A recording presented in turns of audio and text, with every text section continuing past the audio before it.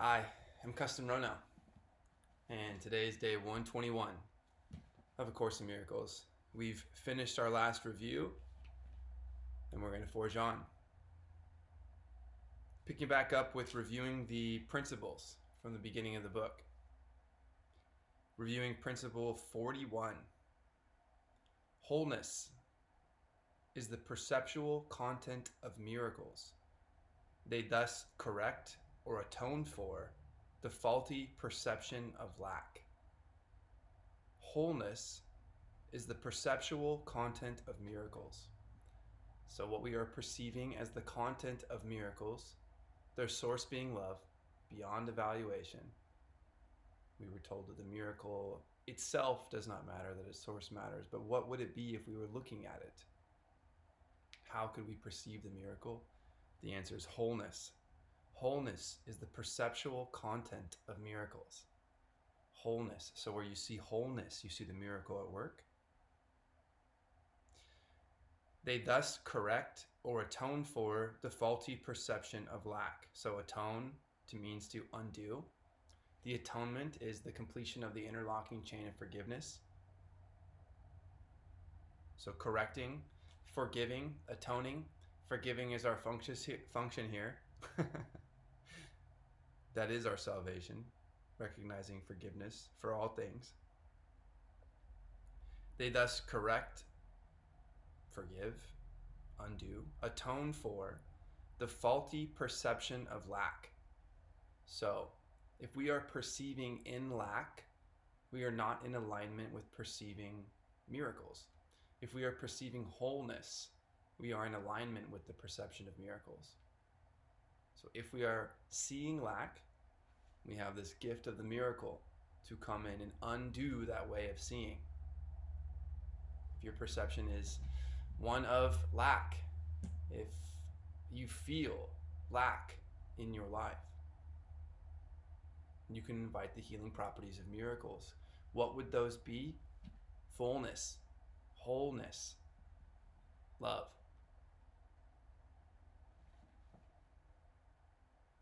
Wholeness is the perceptual content of miracles. They thus correct or atone for the faulty perception of lack. May our ideas of lack, what we believe we are perceiving, be replaced with a new way of seeing. Fullness, the miracle, and its gifts. Lesson 121. Forgiveness is the key to happiness. Please repeat after me one time. Forgiveness is the key to happiness.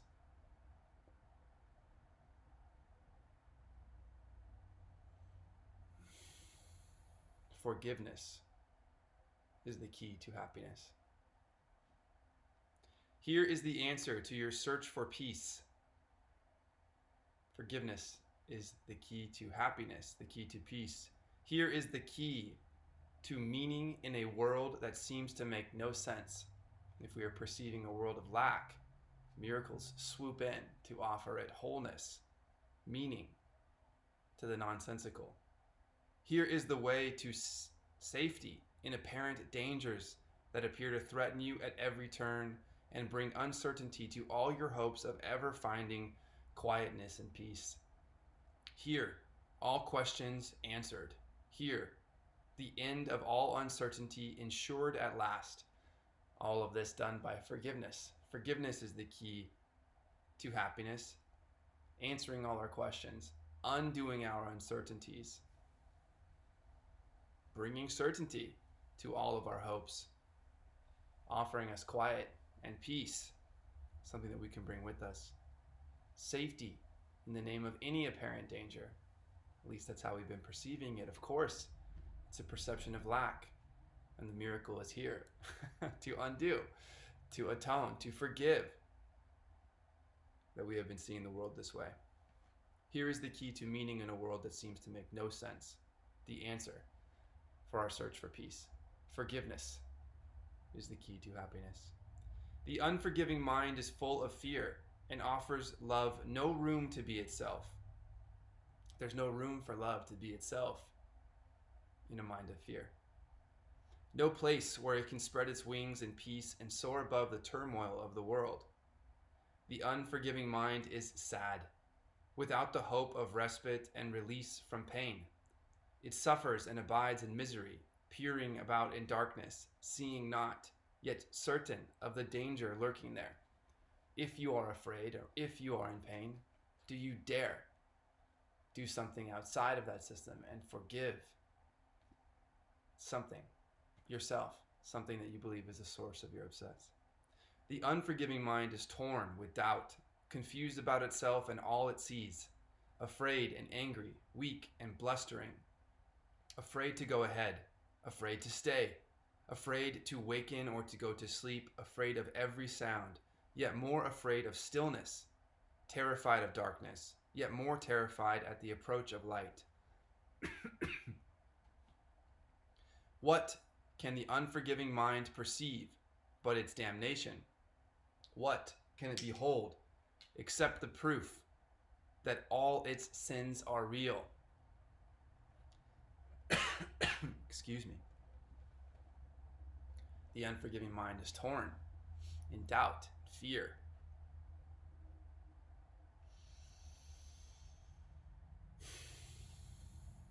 The unforgiving mind is damned by its own belief.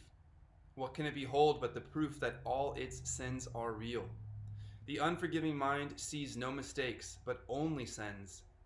The unforgiving mind sees no mistakes, but only sins.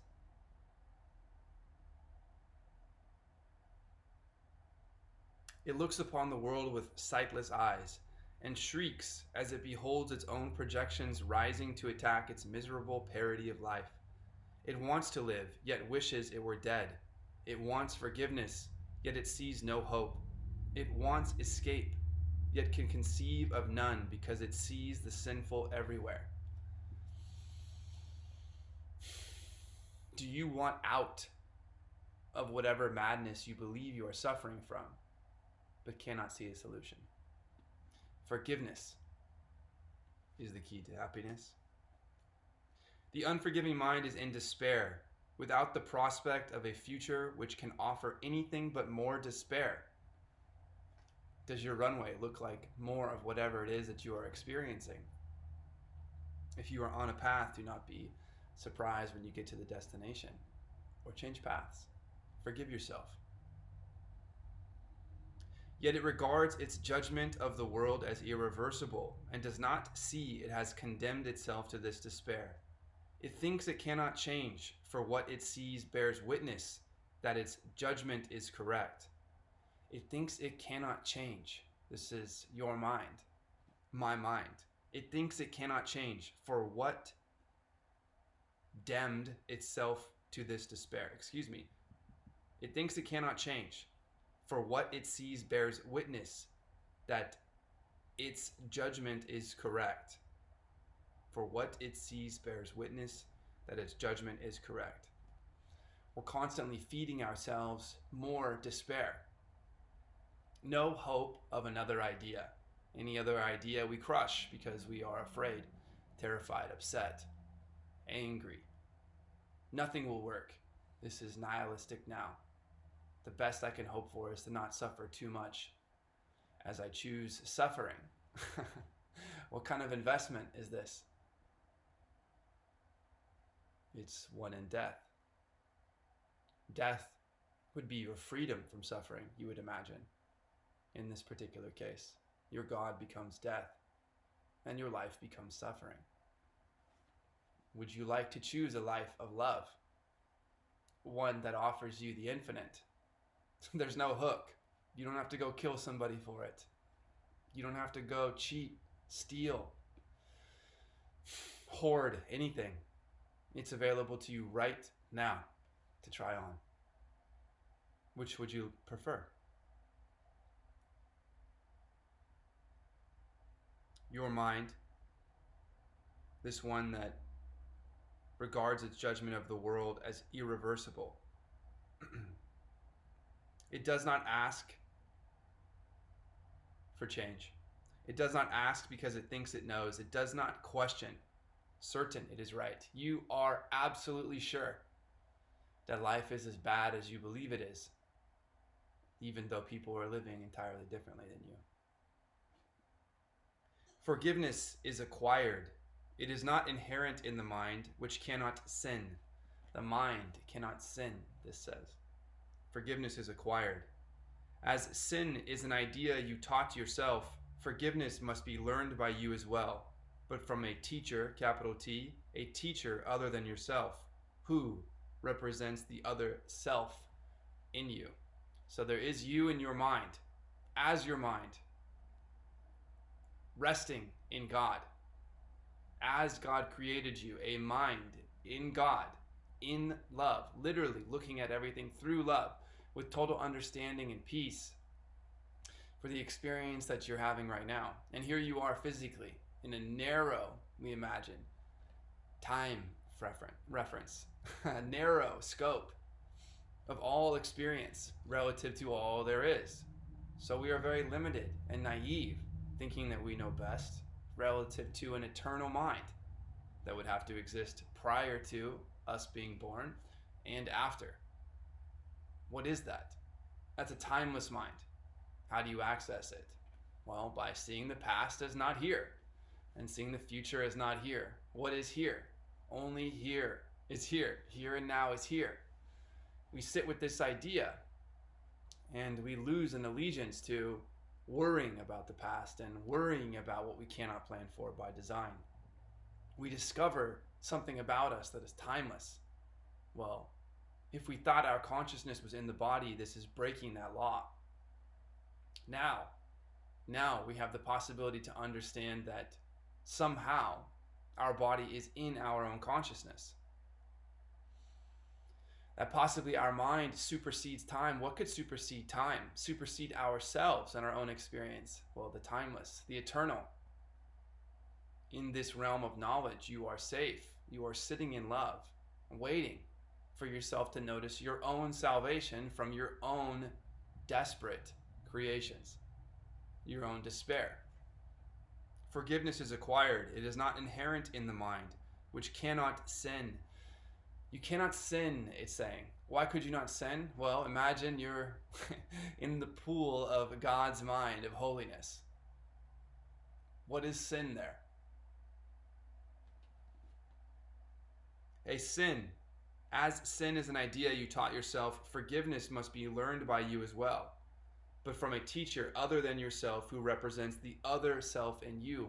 You are connecting with your timeless self, your mind, whose thoughts are shared with God for all eternity. That's what timelessness would require. That you're around for all time, beyond time, through time. Many ways that we might be able to dissect time, and probably all of which mine from a representation of in time are flawed. And I accept this idea.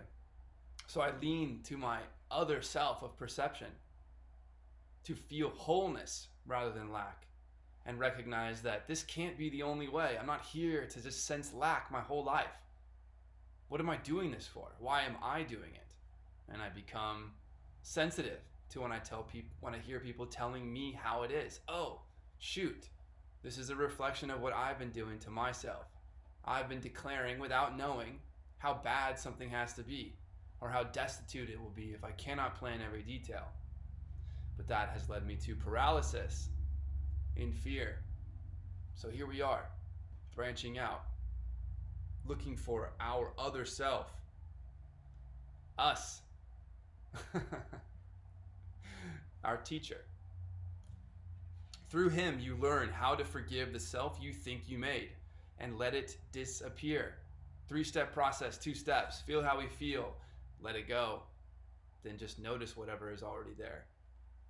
Through him you learn how to forgive the self you think you made and let it disappear. Thus you return your mind as one to him who is yourself and who can never sin. This is becoming one, the book suggests. Through forgiveness, we return our mind to our eternal mind. And we say, oh, here you go. I ran away. My bad. It was kind of fun. Did you check it out? I learned a lot of lessons. There's pain there And there can be suffering if I run away from it, and I'm so grateful that you've been here for me the whole time. I'm ready to be united with my one self. And if we are with our one selves in mind while we are physical, then aho, it's off to the races. May we share peace as we know it truly. Each unforgiving mind presents you with an opportunity to teach your own how to forgive itself. There is something I do not like about that person in me, in that mind, in my mind. What am I doing with my mind? What can I learn about myself? Thank you for being here, for your upsets, and showing me, being willing to look at them and put them on display for me to learn. I am gratitude. I am grateful. I am gratitude. Each one awaits release from hell through you and turns to you imploringly for heaven here and now. You are this kano, this portal to the idea of heaven on earth. It's you. People are curious what you want to see in truth. May you be their lighthouse. These unforgiving minds, this unforgiving mind, it has no hope, but you become its hope. And as its hope, do you become your own. The unforgiving mind must learn through your forgiveness that it has been saved from hell. And as you teach salvation, you will learn. Yet all your teaching and all your learning will not be of you, but of the teacher who was given you to show the way to you. You've got a higher self, let's say. You have this mind, and you're new here. Me too. Oh my gosh, I have to forgive myself for all these things? How do I even package that to understand it? Well, we start practicing. We start noticing more levity for ourselves, and other people start showing up and saying, what is that? Let me challenge that idea. And you say, okay, is that an attack? I'm here for peace. This is my intention. Forgiveness is my only function here. Do you want me to forgive you for something? Please tell me something real for you, and I'll tell you the truth. You don't have to see it that way anymore. And as we do this, we learn. And then others learn from us. From whom are we learning? Our true self, aligned with the Holy Spirit in true vision. What is true vision? It's just accepting things for what they are. And this darkness, this veil cast by fear and the ego is thin. You can already see through it. You know there's something else because you crave it. You know that you want peace in your life. Lest you believe that you're eternally damned and there is no change and nothing can save you. Well, then you'll be right. It's you who can save you. Today we practice learning to forgive. If you are willing, you can learn today to take the key to happiness and to use it on your own behalf.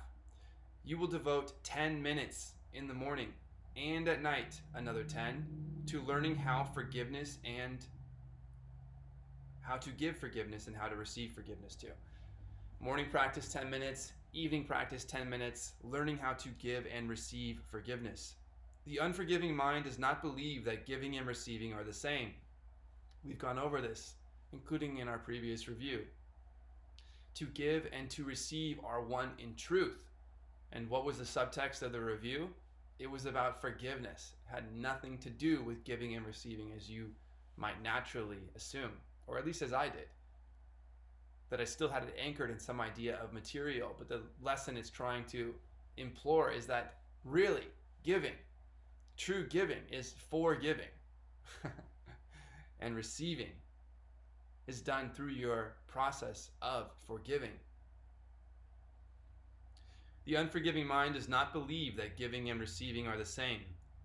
Yet we will try to learn today that they are one through practicing forgiveness toward one whom you think of as an enemy and one whom you consider a friend. And as you learn to see them both as one, we will extend the lesson to yourself and see that their escape includes yours. Pulling up one enemy and one loved one, offering the same forgiveness to both. Begin the longer practice periods by thinking of someone you do not like, who seems to irritate you or cause regret in you if you should meet him. One you actively despise or merely try to overlook. It does not matter what the form your anger takes. You probably have chosen him already. He will do.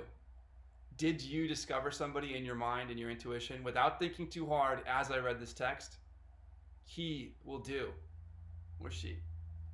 Now close your eyes and see him in your mind, and look at him a while. Try to perceive some light in him somewhere, a little gleam which you have never noticed.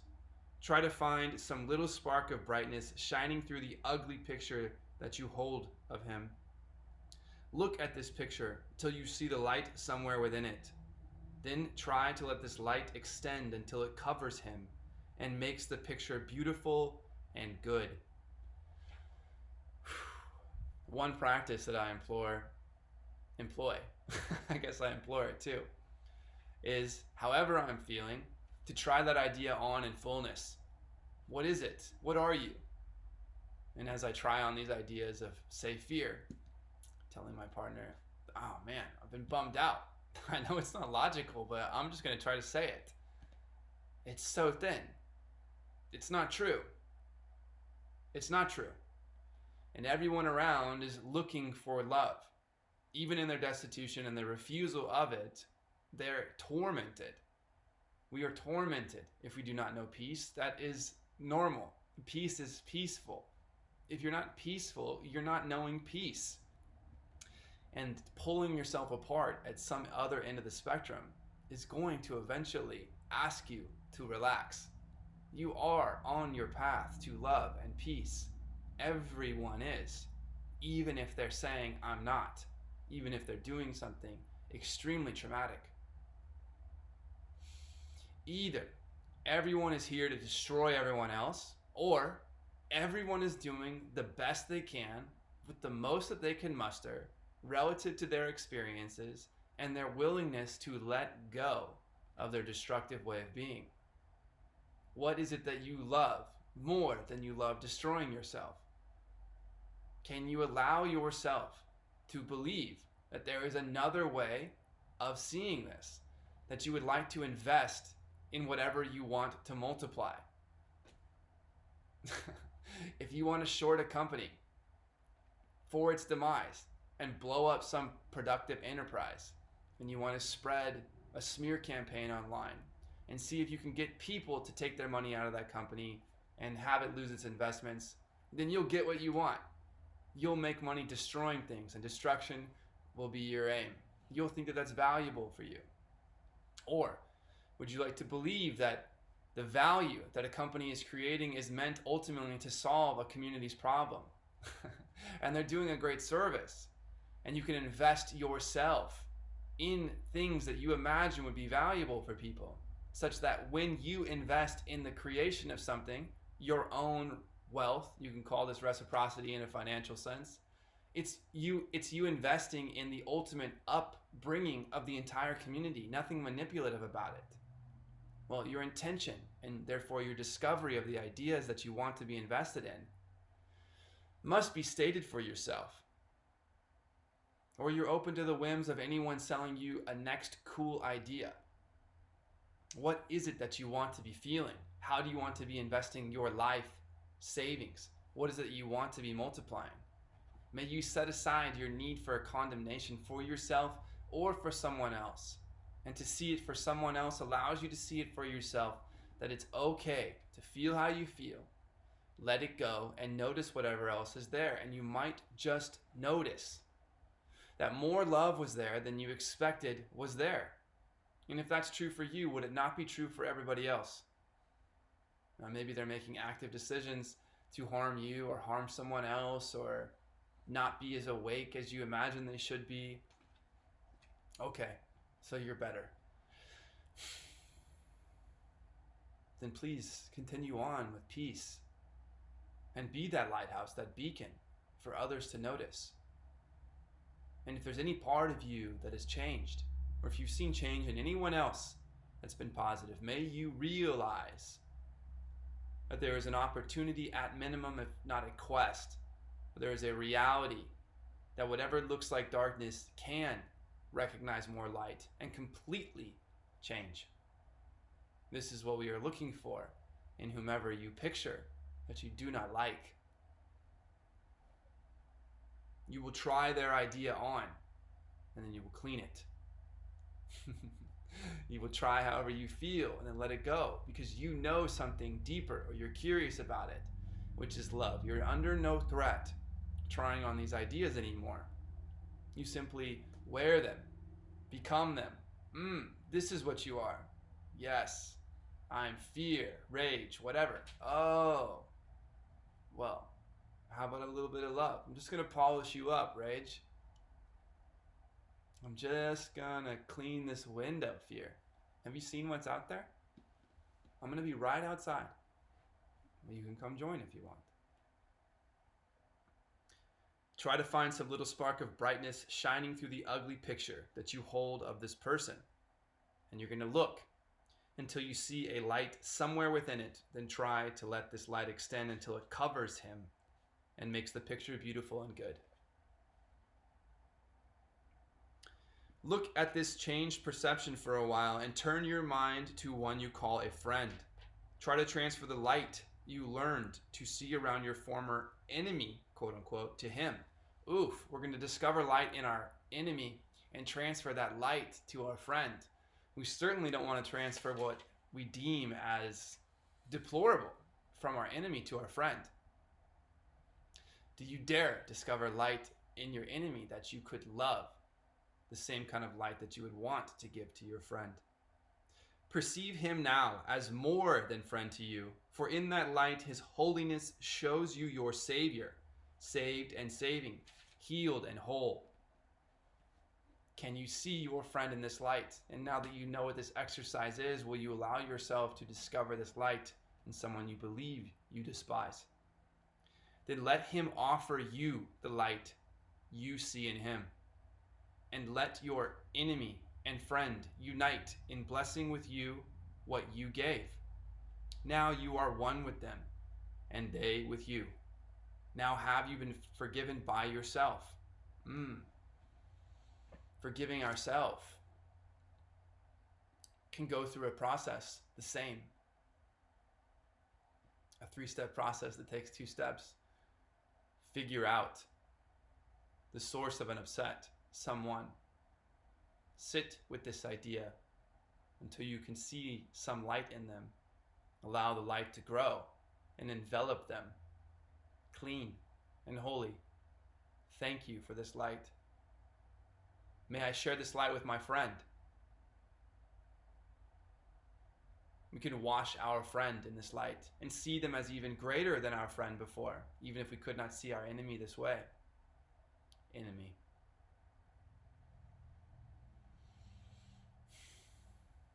I like this word in quotes instead. So our friend, glowing in this light, becomes more than a friend. They become a holy treasure to us, and we are grateful for them. That's step 2. Step 3 is noticing that we have given this light. We have noticed this light and we've offered this light. Will you notice this light in yourself? Let your friend offer you the light you see in him, and let your enemy, in quotes, and friend unite in blessing with you that with what you gave. Now you are one with them, and they with you. Now have you been forgiven by yourself?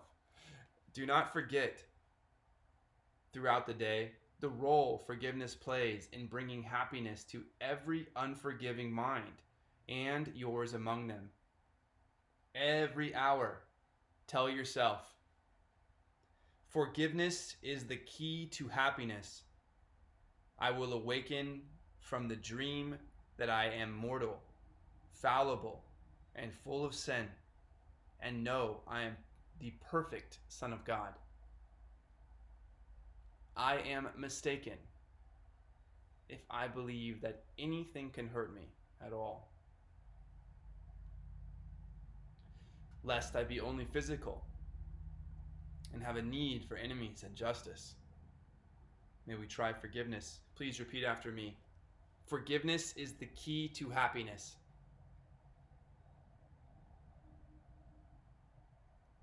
I will awaken from the dream that I am mortal, fallible, and full of sin.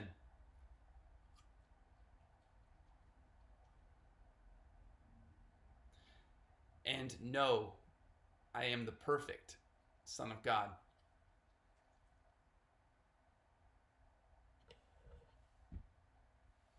Forgiveness is the key to happiness. I will awaken from the dream that I am mortal, fallible, and full of sin, and know I am the perfect Son of God. I am Kesten Rono. I rest in God, and forgiveness is the key to happiness. See you tomorrow.